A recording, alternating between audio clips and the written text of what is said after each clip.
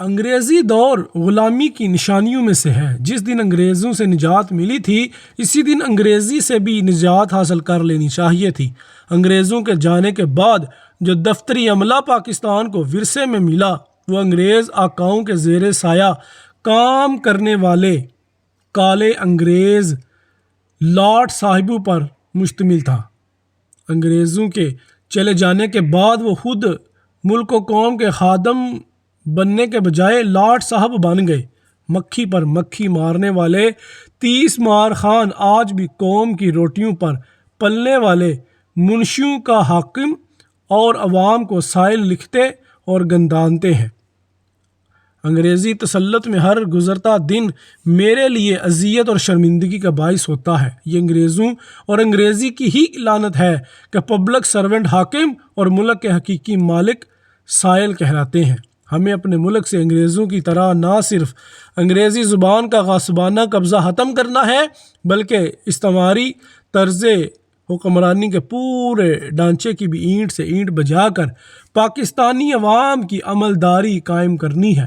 اس کام کا آغاز ہم نفاذ قومی زبان اردو سے کرنا چاہیے۔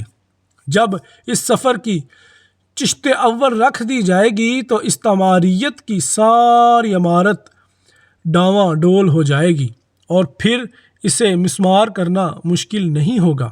میں اہل پاکستان سے اپیل کرتا ہوں کہ انگریزی کے ناجائز اور ناپاک تسلط کے خاتمے کے لیے فیصلہ کن جدوجہد کا حصہ بنیں۔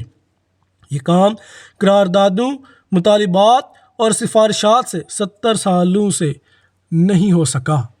اب یہ کام رائے عامہ کو بیدار کرتے ہوئے منظم جمہوری جدوجہد سے ہی ممکن ہے۔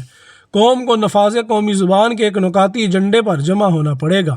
آپ جس سیاسی جماعت سے تعلق رکھتے ہوں، جس مسلک اور جس مذہب کے پیروکار ہوں، جو چاہے زبان بولتے ہوں، یہ ہمارا مشترکہ درد ہے کہ پاکستان سے انگریزی کا جبری تسلط ختم کر کے قومی زبان اردو کو نافذ کیا جائے تاکہ یہ قوم حصول علم و ہنر کے ذریعے دنیا میں اپنا منفرد مقام حاصل کر سکے، جو انگریزی تسلط کی موجودگی میں ممکن ہی نہیں رہا۔